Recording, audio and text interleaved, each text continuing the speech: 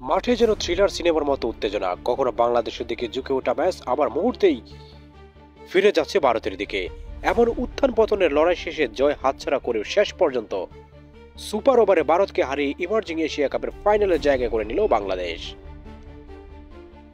নির্ধারিত 20 ওভারে দুই দলই সমান 194 রান করলে ম্যাচ যায় সুপার ওভারে। মূল ম্যাচে বাংলাদেশে একের পর এক ভুল করে সহজ সুযোগ হারালেও হাল ছাড়েনি। শেষ পর্যন্ত ভারত এবং বাংলাদেশ সমান রান তোলে। সেই সুপার ওভারে দেখা যায় টাইগারদের সত্যিকারের লড়াকু রূপ। প্রথমে ব্যাট করতে নেমে ভারতের মুখোমুখি হয় রিপন মন্ডলের আগুনে বোলিংয়ের। প্রথম দুটি বলে তুলে নেন 2 উইকেট জিতেশ শর্মা এবং আগুতোষ শর্মা। মাত্র 2 ডেলিভারিতেই ভারত অল আউট, রানের খাতা পর্যন্ত খুলতে পারেনি। জবাবে বাংলাদেশের লক্ষ্য ছিল মাত্র 1 রান, কিন্তু সেটিও নাটকীয় মোড় নেয়। প্রথম বলে ছক্কা মারতে গিয়ে আউট হয়ে যান অ্যাসির আলী রাব্বি। সহজ লক্ষ্য যেন হঠাৎ কঠিন হয়ে ওঠে। তবে শেষ পর্যন্ত ভারতের হঠাৎ করা ওয়াইডে নিশ্চিত হয় বাংলাদেশের জয় এবং সেই সঙ্গেই ফাইনালের টিকিট। এই জয়ের পর উচ্ছ্বসিত সমর্থকরা এখন নতুন স্বপ্ন দেখছেন।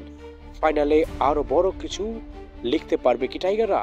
পুরো দেশের চোখ এখন সেই উত্তেজনাপূর্ণ মঞ্চের দিকে।